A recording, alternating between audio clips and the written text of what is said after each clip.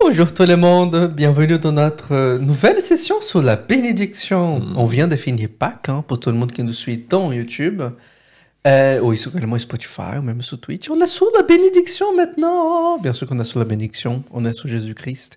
Mais il faut comprendre toutes ces beautés, toutes ces choses. Qu'est-ce que c'est? Comment je peux bénir l'Éternel? Comme les saints peuvent bénir quelqu'un? Comment moi je peux bénir si je n'ai aucune puissance sur moi-même? Qu'est-ce que c'est bénir lui-même tout court? Est-ce que c'est donner du pouvoir magique sur quelqu'un? Ou est-ce recevoir? Oh, je connais rien. Je connais que les choses normales. Qu'on dit, oui, je t'aime, donc béni soit-il, Dieu te bénit, je sais pas quoi. On va voir tout ça. Mais avant, si vous connaissez pas encore la chaîne, bienvenue. N'oubliez pas de vous donner un like si vous avez aimé ce qu'on va parler ici maintenant. Mettre en commentaire des idées. Et qu'est-ce qu'on pourrait faire pour les prochaines sessions? Pourquoi pas? Pourquoi pas, hein? Toujours des bonnes idées. Toujours de bonnes idées. On a fait même une session sur Pierre, hein. C'est ça. Bénédiction, c'est parce que c'est une sœur qui m'avait posé des questions. Puis j'ai dit, ah, pourquoi pas? Bonne. Même le séminaire depuis Somme, c'est moi qui ai donné comme idée. Voilà. Ah. Donc c'est vrai que sois béni. Combien de fois je l'entends, même de ta bouche. Ah, j'ai dit sois béni énormément. Sois béni. Où on bénit, ouais, que l'Éternel te bénisse, que tu sois béni. Ah, tu es béni. Et en réalité, on sait vraiment ce que ça veut dire, être béni. Au Brésil, on demande beaucoup la bénédiction du père avant de sortir de la maison, par exemple. Ah. Moi, je sais pas qu'est-ce que ça veut dire. Ouais, bon. C'est une façon d'affection, moi, je vois comme ça. Oui, enfin, pour moi, ça a toujours été un peu nébuleux, parce que pour moi, bénir, c'était simplement, sois protégé, ou que tout aille bien pour toi. Dieu te garde. Enfin, voilà, Dieu te garde. Voilà, sois riche, beau, puissant, enfin, j'en sais rien. Sois magnifiquement beau, musclé. On verra que ça n'exclut pas, mais il y a quand même... et puis, il y a d'autres choses qui sont avec la bénédiction. Et donc, nous allons parler de bénédiction et du droit d'aînesse. Parce que les deux termes sont presque jumeaux et sont nécessairement ensemble. Ah, wow, c'est seulement un versement des lettres, là. C'est juste, oui, bracha, la bénédiction. Je copie ça et je mets ici sur place pour Yann, mais je lis rien de ce qu'il y met. Donc, toutes mes réactions sont...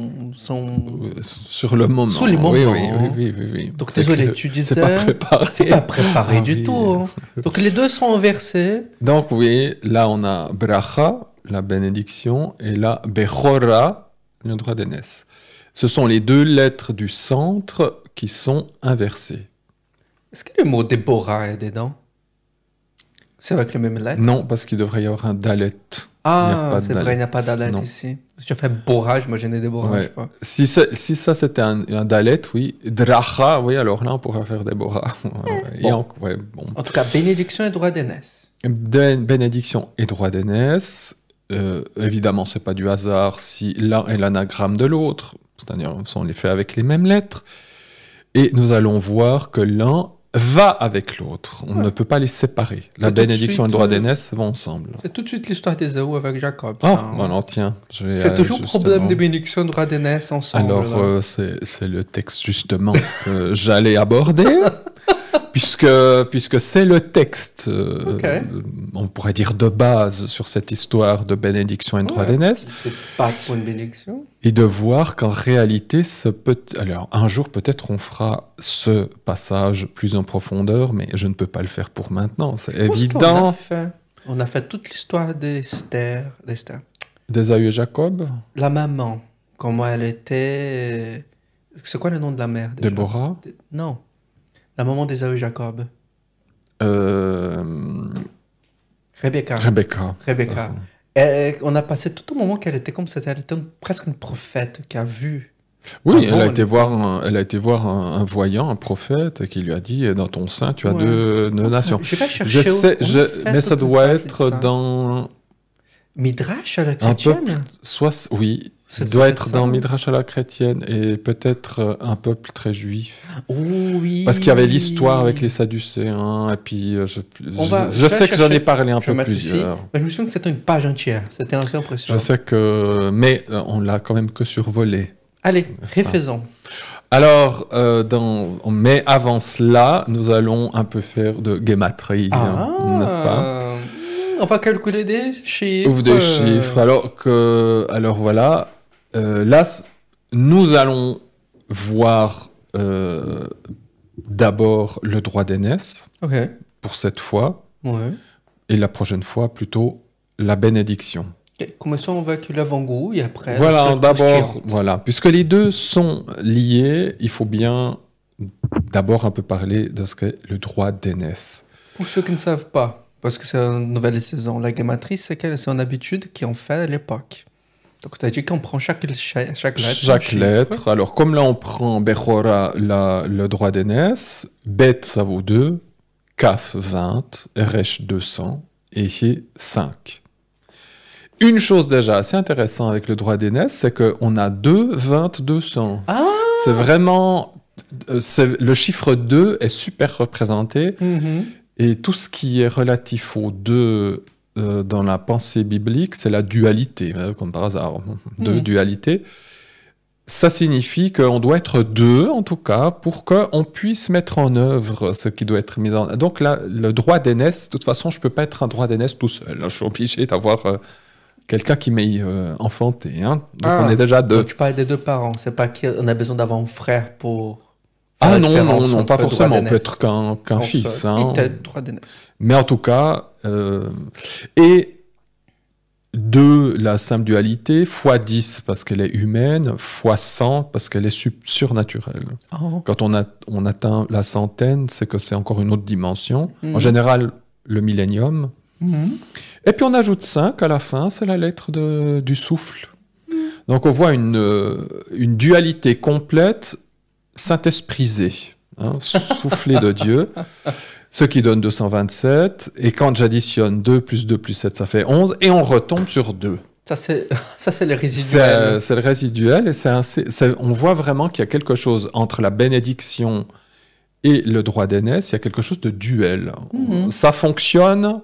À 2, en tout cas, ça veut dire qu'on est obligé de vivre ces choses avec les autres. La guématrie, elle est la même pour les 2, parce qu'ils sont les mêmes lettres. C'est les 2 mêmes... Voilà. Seulement, j'aime bien celui-là, parce que ça fait 2, 20, 200. L'autre, ça ferait 2, 220. C'est plus organisé ici. Le droit d'aînesse, c'est plus cadré. Voilà. Dans une façon occidentale de voir. Peut-être Dieu il va d'une autre façon.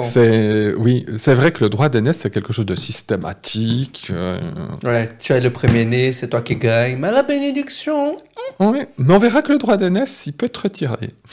Ah oui, apparemment, dans certaines histoires... Il peut être retiré, comme la bénédiction. Parce que les 2 vont ensemble. Et puis, je reprends le 227... puisque c'est sa guématrie, puis de voir j'ai choisi quelques... Parce que ce sont plus des 5000, tu choisis quelque chose. Non, pas plus, non. Non pas. Non, des mots ou des bouts de phrases qui font 227, on a quelques dizaines, centaines maximum. Et le bout de phrase, c'est de point à point, ou tu prends au milieu de la phrase? Ça peut être au milieu. Ok. Voilà. Alors, tu mets ça dans un site, et ça te sort tout ça. C'est ça. Okay. Il y en avait un qui était 1 milliard de fois mieux, mais le gars, il l'a fermé. Je suis déçu à fond, quoi, parce qu'elle était tellement bien. Tu pouvais même faire ça avec le Nouveau Testament. Je vais te chercher sur Internet, il y a des façons de pouvoir trouver des sites qui sont déjà morts. Ah bon? Ouais.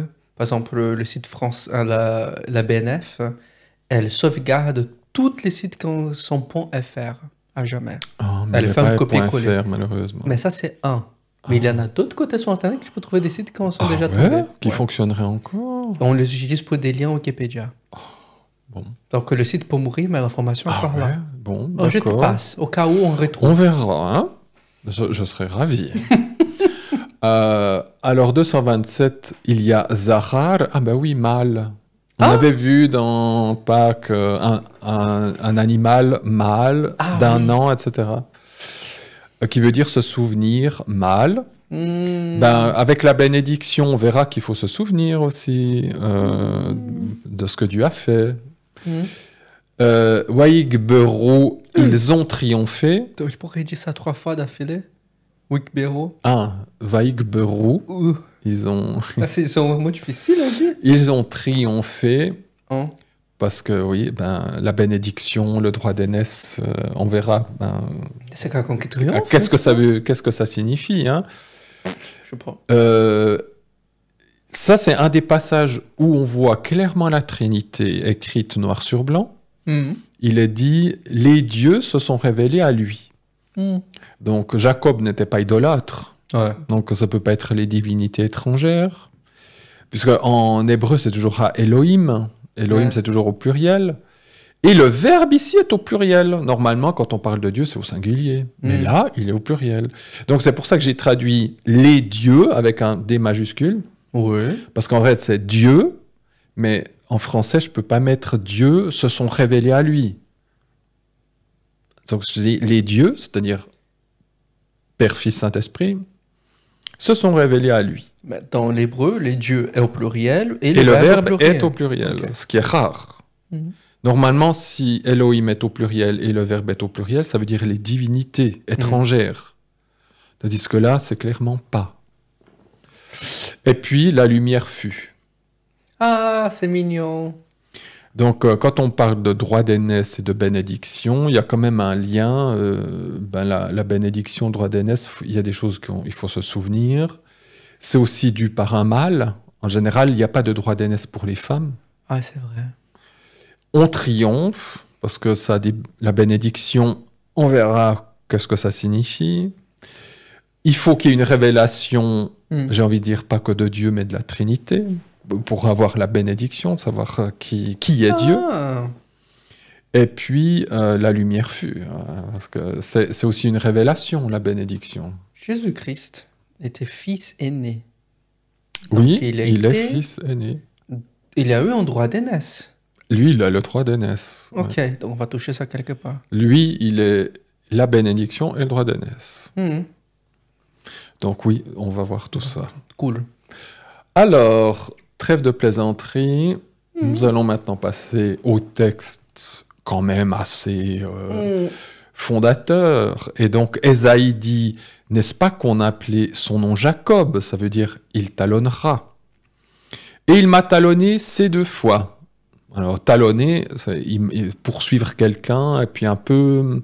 Méchamment. Quand on touche au talon, c'est un peu sous la ceinture, quoi. C'est pas tellement direct. Hein. Sourdoise. C'est un peu sournois, voilà. Il m'a talonné ces 2 fois. Il a pris mon droit d'aînesse, donc la berora, qu'on voit. Et voici maintenant, il a pris ma bénédiction, la brara. Et il dit, ne m'as-tu pas réservé une bénédiction à son papa, hein? Ésaü, n'a pas compris. Je rappelle qu'Ésaü, c'est Édom, et que ça représente les Occidentaux. C'est pour ça que cette histoire de bénédiction et de droit d'aînesse nous concerne tous. Surtout les Occidentaux, parce qu'on ne capte pas quelque chose. Et peut-être que vous allez être d'accord ou pas. Mais Ésaü, quand il est rentré de la guerre et il était fatigué, il a dit à son frère « Je te vends mon droit d'aînesse ». Le texte lui-même et le Nouveau Testament dit que Ésaü a méprisé son droit d'aînesse. Il a vendu ou c'était Jacob qui a dit Oui, Jacob lui a fait un marché, je t'échange, mais il a vendu. Ok, il a vendu, c'est vrai. Ésaü a été d'accord de lui vendre. Donc ça ne s'est pas fait d'une manière... ça s'est fait d'une manière légale. Il lui a vendu, il a fait un contrat. Il n'y a rien de flou, de fauchon. C'est transparent. Après, il a profité de la situation. D'accord. Mais les choses ont été faites claires et nettes. Et le texte dit qu'il a méprisé son droit d'aînesse. Le droit d'aînesse, c'est quoi? Ésaü était l'aîné, donc à lui revient le droit d'aînesse. C'est-à-dire, c'est lui qui va prendre l'entreprise de son père. Ok, donc on parle des biens matériels d'héritage. Il y a l'héritage ou le Deutéronome. Bon, on n'est pas encore à l'époque de Moïse, mais le Deutéronome va dire celui qui a le droit d'aînesse, il a droit à double. Des morceaux qui ont été divisés oui, pour l'héritage. Par exemple, si on est 5 gosses, on va le diviser en 6 et l'aîné va recevoir 2 portions. Okay. Double portion. Voilà. Alors là, c'est pour le matériel. Mais maintenant, il y a beaucoup plus grave. Ésaü devait porter le spirituel. Jacob devait donner à Ésaü la charge spirituelle d'être la continuité du peuple. Jacob Pardon. Ah. Abraham. Isaac. Pardon. On est un peu fatigué. Isaac. Ésaü devait prendre la bénédiction de son père Isaac. Mm-hmm. Et donc d'être la suite du peuple de Dieu. Mm-hmm. Et nous savons que Ésaü était une crapule, une personne fondamentalement mauvaise. Mm-hmm. Et il n'y a que sa maman qui a vu que, par prophétie, c'est Jacob qui est le bon, Ésaü, le faucheton. Okay.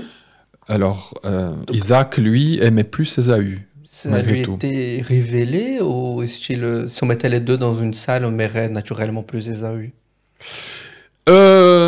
C'est plus révélé. Il faut dire que sa mère était plus portée sur le côté spirituel. Son père, le texte montre le côté charnel. En plus, il devenait aveugle. Hein. Isaac devenait aveugle, ce qui n'est pas anodin. Non, Ésaü était le mec pasteur qui faisait la guerre, la chasse. Et c'est pour ça qu'Isaac aimait. C'est pour ça. Ouais. Isaac avait quand même plus de vue sur son fils qui était solide, qui allait prendre. Alors que Jacob était. C'est naturel pour cette époque. Hein? C'est naturel pour cette époque. C'est aussi naturel. Justement, c'est naturel. Ouais. C'est naturel. Mais pour Dieu, non. Dieu savait que l'aîné, celui qui avait le droit d'aînesse, il fallait que ça change. Donc pourquoi il a enfanté ce mec en premier, Yann? Oh, ben ça c'est Dieu. Je le laisse faire, mais il n'y a quasiment aucun des premiers-nés qui a été le premier-né. Hein. Ah, c'est vrai. Hein. On verra même Ruben, qui est le premier-né de Jacob, ça ne deviendra plus le premier-né. Donc voilà. Donc, même David était choisi, il était le dernier. C'était le dernier, oui, c'est ça. Donc avec Dieu, la règle, elle n'est pas tic-tic-tic. Oh, il met toujours le monde à l'envers. Il aime bien ça. Il aime bien ça. Alors, pour revenir à ça, c'est que Ésaü, a méprisé son droit d'aînesse, mais il n'est pas dit il a méprisé la bénédiction. Et ce qu'il n'a pas compris, c'est que comme on a vu que droit d'aînesse et bénédiction ont les mêmes lettres et se prononcent quasiment la même chose en hébreu, ce qu'il ne comprend pas, c'est qu'en fait, l'un est lié à l'autre. Tu ne peux pas... Quand il a vendu son droit d'aînesse, Jacob savait très bien que la bénédiction, ping, ça va être le bonus. Ça, c'était peut-être un peu plus... Subtil. Mais ma foi... à Ésaü d'avoir compris ça. C'est son problème. Quand on a le droit d'aînesse, c'est lié avec la bénédiction. Okay. Parce qu'il y a une charge lourde qu'il faudra porter et que je ne peux pas porter sans la bénédiction. Alors, on n'a pas encore vu ce que c'est la bénédiction, on verra ça après. Mais sans la bénédiction, ça va être difficile de porter le droit d'aînesse. Okay. Donc l'un va avec l'autre obligatoirement. Donc, Et maintenant, où j'aimerais juste en venir, chez nous, les Occidentaux, c'est que, en général, les chrétiens, je veux être béni.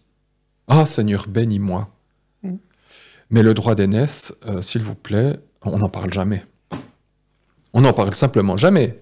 On ne sait même pas ce que c'est. Oh, c'est bizarre de demander le droit d'aînesse au Seigneur.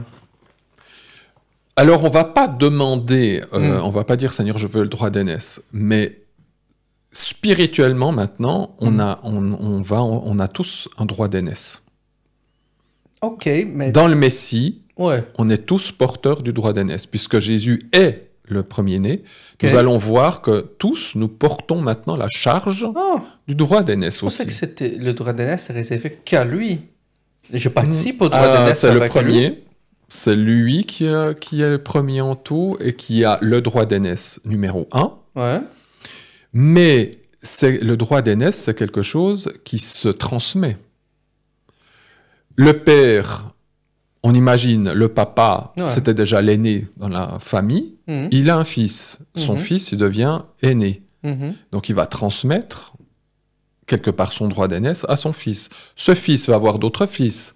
Donc, le fils premier-né, il va aussi... Je comprends que Dieu ne peut pas mourir, mais donc il est décidé de donner le droit d'aînesse à Jésus. Parce qu'en réalité, le droit d'aînesse, c'est une charge. C'est une charge. Et que nous allons porter aussi cette charge. Ah, maintenant je comprends. Donc, on peut participer au droit d'aînesse parce qu'on comprend la charge du Christ. On participe au droit d'aînesse, Okay. voilà. Et nous, les Occidentaux, on veut la bénédiction.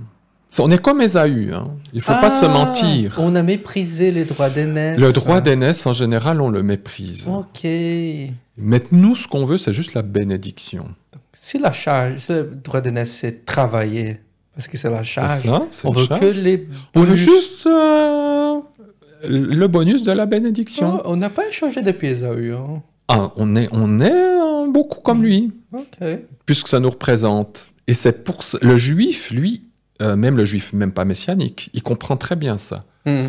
Il sait très bien, lui, c'est même l'inverse. C'est, je veux porter la charge, et puis la bénédiction, ben, on la veut, mais même si on l'a pas vraiment, on veut quand même porter la charge de Dieu. Ils sont même un peu plus masochistes. Pour pas tomber sur les problèmes essayer d'être sauvé par les œuvres. Oui, c'est un peu ça. C'est l'inverse, c'est vouloir prouver à Dieu qu'on l'aime, on veut travailler pour lui, on veut souffrir pour lui, on veut, etc. Et puis, ben, si on est un peu béni, si on a, ben, c'est bien. C'est chez les Juifs traditionnels, je dirais, c'est un peu le mouvement inverse. C'est mieux de rester dans le milieu, au cas là. Ben, il faut avoir le juste milieu, c'est-à-dire, je vais prendre conscience de mon droit d'aînesse, mais maintenant je sais pourquoi je vais être béni. Parce que la bénédiction, elle a un but. Ouais. C'est pas juste d'être bien. Hein, je vais être bien. Si on prend la charge du Seigneur et sa charge, son jouet léger, c'est parce que lui, il nous aide avec ça. C'est ça. Hein? Ben, c'est très bien. J'ai même pas pensé à ce verset-là, mais c'est vrai, ça, son fardeau est doux et léger. Et donc, c'est ça. Son fardeau est doux, c'est son droit, c'est la charge du droit d'aînesse. Parce que tu participes au grand frère. Dans Hébreu, il dit c'est notre grand frère. Jésus est notre grand frère. Et on participe à ça sans attendre d'autres choses. Et on participe parce qu'on l'aime. On l'aime, voilà, on participe à ça. Et s'il veut donner quelque chose, c'est comme Job. Il a décidé, il a voulu donner. C'est ça. Et pour porter sa charge, il nous faut une bénédiction. Parce que sans bénédiction, j'arriverai pas. Donc on va voir que la bénédiction, c'est pas juste d'être bien, mais c'est quelque chose qui nous aide à porter la charge. Donc là, j'ai déjà dit beaucoup de choses sur la bénédiction. C'est presque comme si la bénédiction était le Saint-Esprit en soi. Alors oui, bien sûr que ça va être lié au Saint-Esprit. Donc les droits d'aînesse apportent énormément à la bénédiction finalement. C'est pour ça que les deux sont vraiment collés. Les deux sont collés, c'est indissociable. Si tu les dissocies, alors Ésaü, il a reçu une bénédiction. C'est vrai, après il a reçu une bénédiction, mais c'est une bénédiction de seconde zone, si on peut dire comme ça. C'est bien sûr que Dieu veut bénir tout le monde, mais la bénédiction d'Ésaü dans les yeux d'un être humain, c'est pas une chose petite quand même. Hein? Non. C'est énorme ce qu'Isaac l'a béni. Comment Isaac avait le pouvoir de bénir quelque chose comme ça? Alors il n'a aucun pouvoir. La bénédiction, elle ne peut pas venir de l'homme. Ça c'est quelque chose. C'est une bénédiction que l'homme peut faire, mais il demande à Dieu. Donc Isaac a demandé à Dieu pour bénir. Peut-être on parlait déjà de l'épisode prochain et j'ai poussé. Oui, j'allais même plus reparler d'Isaac et de Jacob ou d'Ésaü, mais c'était simplement pour montrer dans ce texte-là que l'un et l'autre sont absolument indissociables. On a d'autres versets, je pense. Alors après, je vais lire pas mal simplement pour donner des définitions. Parce qu'évidemment, en hébreu, ça va toujours un peu plus loin que ce qu'on imagine. Oh mon Seigneur. Donc voilà, ça c'est la racine verbale bachar, qui donne après plein de termes, dont celui-là, bechora, le droit d'aînesse. Mais barar, voilà ce qui signifie Oh. être tôt. Donc, Ouais, tu étais né en premier, tu étais plus tôt. c'est ça, Voilà. tu es tôt, donc Tu es tu es tôt. en premier. Porter des fruits de primeur, Oh. donc c'est les premiers fruits. Conférer le droit d'aînesse, évidemment, et enfanter pour la première fois. Ah, ouais, c'est vrai. On peut pas... Donc c'est un peu Ouais, logique. c'est logique. Pourquoi on parle de droit d'aînesse? Pourquoi ça donne le mot de droit d'aînesse? Tout ça, c'est le verbe. Et ça, c'est le verbe. Alors, je vous donne un... Il est très, très rare en verbe hein, dans la Bible. Mhm. Ézéchiel 47, 12, c'est pour le millénium. Mhm. Le long du torrent, alors, le contexte, c'est Ézéchiel 47, le temple est rebâti, le Lequel? temple de Jésus, le 4e. Tu parles du millénium, Oui. pas celui d'Hérode. Oh non, Ok. oh non. Ça, c'est le 2e, Hérode. Ok. Le 3e, c'est le faux Messie. Ah, et 4e. Et le 4e, c'est celui qui sera construit dans le millénium, mais toujours à la même place, à Jérusalem. Et on sait que quand Jésus revient, il va y avoir un tremblement de terre et de l'eau va jaillir de dessous le temple, Mhm. là où il y a le mont du temple. On n'a pas laissé ça chez Psaume. Oui, c'est ça. Ouais. Et qu'une partie de l'eau ira dans la mer morte ou la mer salée Mhm. et une autre partie dans la mer Méditerranée.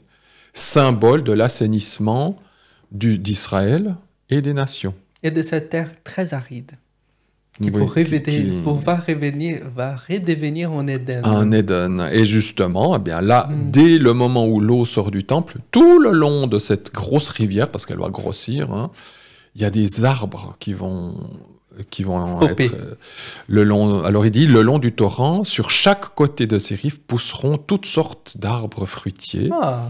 Leur feuillage ne se flétrira pas. Oh.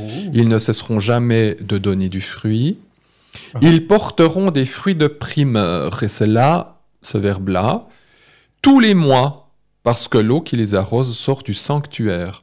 Donc chaque mois, il y aura les premiers fruits qui seront les fruits de primeur. Après, il y a les fruits il y a 4 semaines dans un Oui, mois, oui. donc les autres semaines, c'est les fruits normaux. Mhm.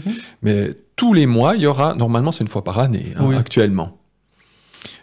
Pour le figuier, c'est 2 fois par année. Mais les autres arbres, normalement, c'est 1 fois par année. Là, ça sera chaque mois, il y aura des fruits de primeur. Leurs fruits serviront de nourriture et leurs feuilles de remède. C'est pas toi qui as dit que les feuilles, c'est le symbole de la bénédiction. Les feuilles, c'est le symbole de la bénédiction. Donc un arbre qui va toujours... Un bénédier. arbre qui a des feuilles, il a la bénédiction. Et s'il porte du fruit, c'est vraiment que la bénédiction, elle porte son fruit. Comme Dans on le dit, texte que porte- tu as lu, il y a un morceau qu'elle a dit que les arbres vont toujours être... Toujours verts. leur feuillage ne se flétrira pas. Donc ça montrera que la bénédiction, elle est éternelle. La bénédiction, elle sera complète. Complète. Et sans arrêt. Et en Ok. plus, il y aura du fruit. Parce qu'on peut recevoir malheureusement une bénédiction et Mm. pas porter de fruit. C'est-à-dire qu'il n'a pas le Saint-Esprit, c'est ça? C'est que Dieu peut donner, on voit des exemples dans la Bible que Dieu, il se révèle à des gens, il vit en eux et tout, et puis les gens disent non. Celui qui a reçu une pièce puis qui l'a enterrée. Quand on sème des grains, puis ça pousse, mais quand même ça brûle après. Enfin voilà, qu'on ne tient pas jusqu'au bout pour Ok. porter. Donc voilà. Donc, Non. si tu peux avoir le Saint-Esprit, fais les fruits avec lui, mais tu peux mourir avec en temps. Alors on peut avoir le Saint-Esprit. J'ai envie de dire, on peut avoir des feuilles, Mhm. mais sans fruits. Ok, Et ça, c'est pas bon. c'est pas bon. Il faut les deux. Désolé, j'ai... Il faut les feuilles et les fruits. Peut-être qu'on va en parler d'ailleurs, je crois, de ça. Ah oui, du saule. Et Quand on avait fait Érève, je crois qu'on va en parler. Mais ça, on va en parler dans un psaume. Voilà. Ok. Je mélange des trucs parce que je prépare plein de trucs en même temps. Mais la prochaine session des psaumes, on fera le psaume 137. Mhm. Et là, comme c'est enregistré, ça sera déjà fait. Ouais, Donc, vous allez voir le psaume 137. 137. Et dans ce psaume, on parle justement du saule, qui est un arbre qui porte pas de fruits, qui n'a pas d'odeur et pas de fruits. Et c'est pas bien. Bon. Vous avez par Bikura, la figue de juin, Ah, c'est très spécifique. parce que les figues, c'est bizarre. Il y a la première récolte en juin et la deuxième en automne. Donc, quand elle fait sa première récolte, c'est justement les fruits primeurs. Ce sont les premières figues de l'arbre. Double bénédiction.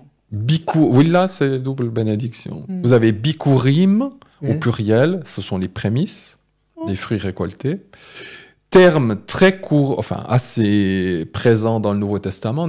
Jésus sont les prémices, nous sommes les prémices. On ne sent que les prémices. On n'a que les prémices du Saint-Esprit actuellement. Ça veut dire qu'on n'a que les premiers fruits. On n'a pas tout. Donc, c'est déjà bon, mais ce n'est pas la totalité, les prémices. Bechor, le premier-né, le principal, celui qui est en tête, qui a quelque chose à faire avec Réchit, qui est à la tête. Quoi la différence entre le premier et celui-là, Yann? C'est simplement la prononciation. Ah, ok. Ça, c'est le verbe bachar, et là, c'est Bechor. Okay. Voilà. Mais ça s'écrit la même chose. Et puis, le droit d'aînesse. Alors, figue, par exemple, Osée 9.10, j'ai trouvé Israël, quand Israël est sorti d'Égypte, Dieu dit, j'ai trouvé Israël comme des grappes de raisin dans le désert, j'ai vu vos pères comme les premiers fruits d'un figuier. Comme les premiers fruits, justement, du figuier. Et c'est une belle image, parce que ça veut dire que ce peuple, qui était lui-même prémisse, puisqu'il venait d'exister quelque part, il sort d'Égypte, eh bien, le raisin, c'est l'image messianique. Quand on en parle dans le Nouveau Testament, nous sommes Jésus. C'est littéralement son sang. C'est le sang, littéralement c'est le sang. Et puis, il est le cep, nous sommes les sarments. Donc, nous sommes liés au Messie. Donc, il y a quelque chose déjà de messianique avec ce peuple. Et puis, c'est les premiers fruits d'un figuier qui vient de naître. Alors que le figuier, il faut attendre 4-5 ans avant qu'il porte des fruits. Enfin, c'est une image surnaturelle. C'est-à-dire, et puis dans le désert. Alors, trouver du raisin et des figues dans le désert. Donc, ça montre que là, on peut parler de bénédiction. Ça vient vraiment de Dieu. Et puis qu'elle peut venir même dans des régions absolument désertiques. Wow. Le mot prémisse, on le trouve, donc celui-là, Bikurim, on va le trouver dans Exode. Tu apporteras à la maison de l'Éternel, ton Dieu, les tout premiers produits de ton sol. Ah ouais. Donc, c'est ce qui est tout au début. Et puis, Bechora, Bechor, premier-né. Luc 2,7. Marie mit au monde son premier fils. Son fils premier-né, elle l'enveloppa de l'ange, le coucha dans une mangeoire, etc. Petite parenthèse, ça souligne que Marie avait d'autres enfants après. Ça, c'est une traduction de l'hébreu moderne. Du grec. Le grec, c'est premier-né, alors. Oui. Okay. Le grec a traduit littéralement. Ah, donc tu Prototokos, ils ont utilisé vraiment le premier-né par rapport à Bechor. Donc tu as utilisé la Septante pour pouvoir faire des comparaisons. Oui, si on veut. Oui. J'ai regardé dans la Septante, ils mettent Prototokos. Oui, et puis dans Luc, ils vont prendre le même terme. Luc a pris le même terme. Dans la tête de Luc, il avait le mot hébreu Bechor quand il a écrit en grec. Okay. Donc si elle a dit premier-né, c'est-à-dire qu'il est en deuxième-né? C'est 100% sûr que ça sous-entend que Marie a eu d'autres enfants.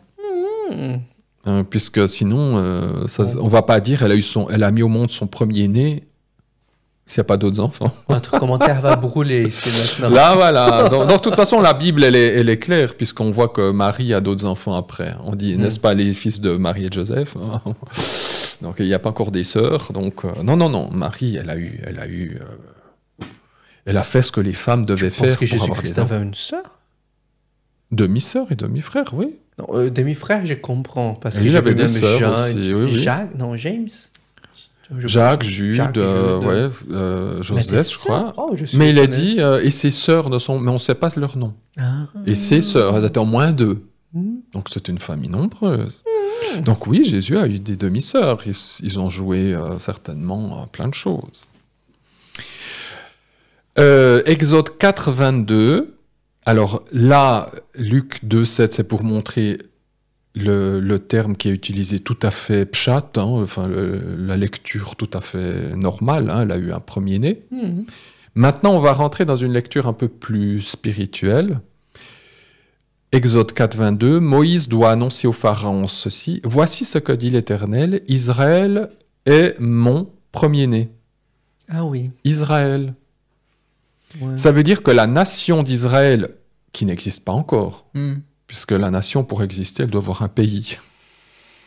Ça veut dire, c'est tout à fait illogique que une nation existe déjà sans pays. Ça montre vraiment que c'est une création de Dieu. Même C'est pas pour possible. l'époque. Ouais. Impossible. Tu peux pas avoir une nation qui n'a pas de pays. Comment une nation ne peut pas vivre, naître comme ça, sans une terre? C'est vrai qu'il n'y a pas d'autre exemple. C'est impossible. C'est impossible. Il n'y a que Israël qui est né, comment dire, ex vitro, enfin, comment on dit, quand les enfants qu'on fait dans des éprouvettes. En vitro? In vitro, Ouais. voilà. Et puis ensuite, c'est comme si on faisait l'enfant en dehors d'un ventre. Et puis, non, ça c'est vraiment un peu le cas, quoi. Donc Israël, c'est une nation qui existe, puis ensuite elle va avoir une terre. Bon. Mais ce que Dieu veut dire ici, c'est qu'Israël est mon fils premier-né, ça veut dire que c'est le premier de toutes les nations. Oui, c'est la première nation, il y a sûrement des deuxièmes, troisièmes qu'il va en mettre dedans. Mais ce qui a fait mal au sac de Pharaon, c'est que l'Égypte, elle est avant Israël. Ah oui. Et l'Égypte, c'est la nation superbe, c'est la nation puissante, c'est la nation qui domine le monde, c'est la première. Et qui a pas mal resté. Hein. Et qui est toujours là actuellement. C'est pas celle, elle n'est pas tabassée. Hein. Et voilà, et c'est pour ça que Dieu dit, attends, logiquement, l'Égypte, tu es peut-être une premier-né. Mais je mettrai quelqu'un d'autre avant toi. Donc on voit que là, ici, le premier-né, quand c'est pas forcément par ordre d'arrivée. En plus, l'Égypte, pour le voir toujours aujourd'hui, ils sont pas comme Babylone qui a pouf, disparu, les Philistins. C'est ça, hein. Il y en a beaucoup qui sont mortes, beaucoup d'empires. Hein. C'est la seule qui a resté. Hein. Égypte, Assyrie, aussi. Ça existe toujours, la Syrie. En tout cas, politiquement parlant. Oui. Mais c'est vrai, Égypte, c'est la plus ancienne qui est toujours là. Un peu affaiblie, mais toujours là. Mais non, c'est Israël qui est en first catégorie. Psaume 89, 28, « Et moi je ferai de lui », ce psaume parle de David, de Salomon, mais évidemment qu'il est messianique, puisqu'il a dit « Je ferai de lui le premier-né, le plus haut placé des rois de la terre. » Bien entendu que David, si on lit David, d'accord qu'il aurait pu être le premier-né de tous les rois du pays, bon, c'était le deuxième, après Saül, mais si on prend d'autres rois qu'il y avait avant... Salomon vient après, ça aurait été le troisième, mais ça aurait été presque le plus grand de toutes les nations à son époque, non? Ça, c'est vrai que Salomon... Oui. Mais si maintenant c'est Jésus, c'est aussi... c'est lui qui est le premier-né de tous les rois. Hein, Tous les rois qui existent sur cette planète suivent son calendrier. Donc, déjà... Oui, voilà. Si on prend déjà même comme ça... Mais... Et puis, Romains 8, 29, alors là, c'est très clair. En effet, ceux qu'il a connus d'avance, il les a aussi prédestinés à devenir conformes à l'image de son Fils, afin que celui-ci soit le premier-né d'un grand nombre de frères. Donc, Jésus est le premier-né de tous les ressuscités. Et il dit, prédestiné à devenir conforme à l'image de son Fils. Et c'est ça que je disais avant. Porter la charge du premier-né, si on est conforme au Fils, on devient aussi ces premiers-nés qui devront porter la charge du Seigneur. Lui, il est le premier-né en tout. Mais nous allons aussi porter cette charge de premier-né parce que nous devons montrer que nous continuons dans cette lignée de porter la bénédiction de Dieu. Et Colossiens 1,18, il est la tête du corps qu'est l'Église, il est le commencement, le premier-né d'entre les morts, afin d'être en tout le premier. Donc, c'est lui qui est le premier ressuscité, et Dieu veut le placer comme le premier-né de toutes les créatures, c'est le chef de tout. Il a bien dit, il était vraiment le début et la fin. Il est le commencement. Mais le commencement et la de fin. tout. Il était le premier à dire quelque chose. Il était littéralement le verbe. C'est ça. Il est le premier à voir la création. Premier à parler avec Ève. Exactement. Et par rapport à l'Église, eh bien, il y en a d'autres qui l'ont précédé et qui ont formé l'Église déjà. Moïse, il est déjà dans l'Église, etc.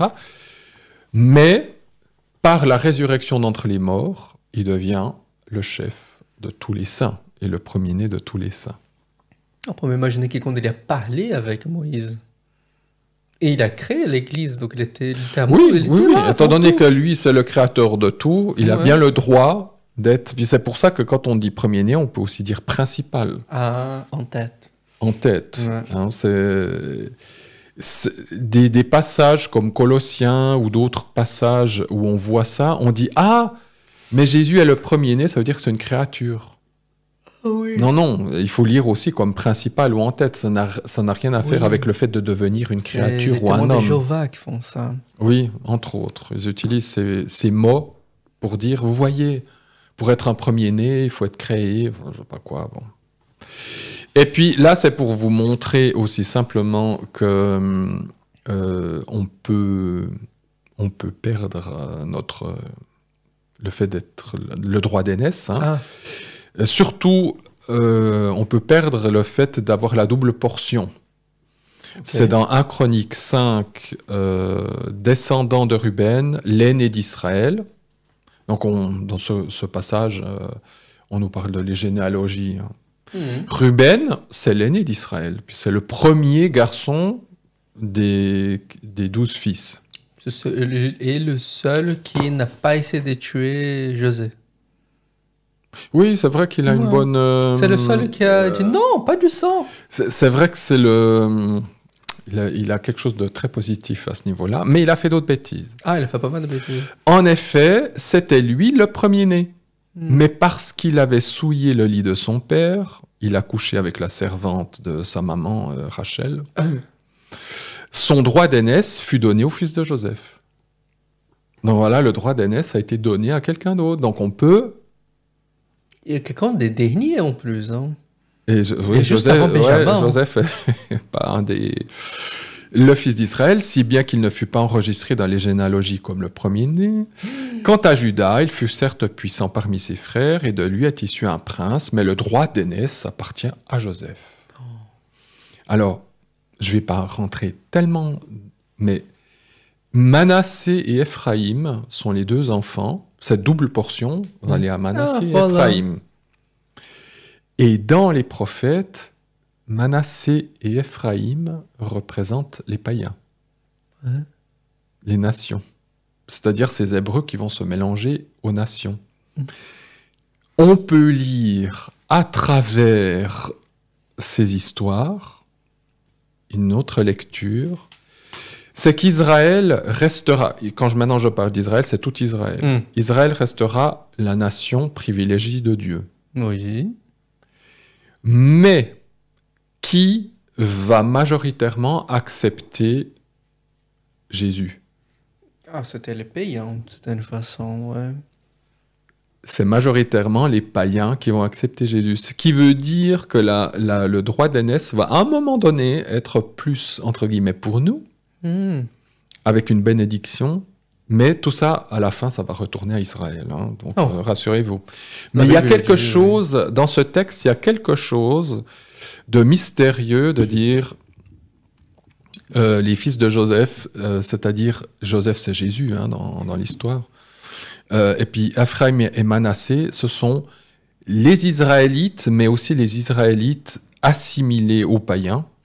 Ça, c'est pas moi qui l'invente, c'est les prophètes hein, qui disent Ephraïm et Manassé, tu es comme les goïms, etc.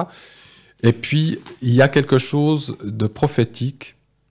Cette bénédiction et ce droit d'aînesse sera un moment pour les païens. Bien sûr que les Israélites, les Juifs messianiques en font partie, hein, c'est clair.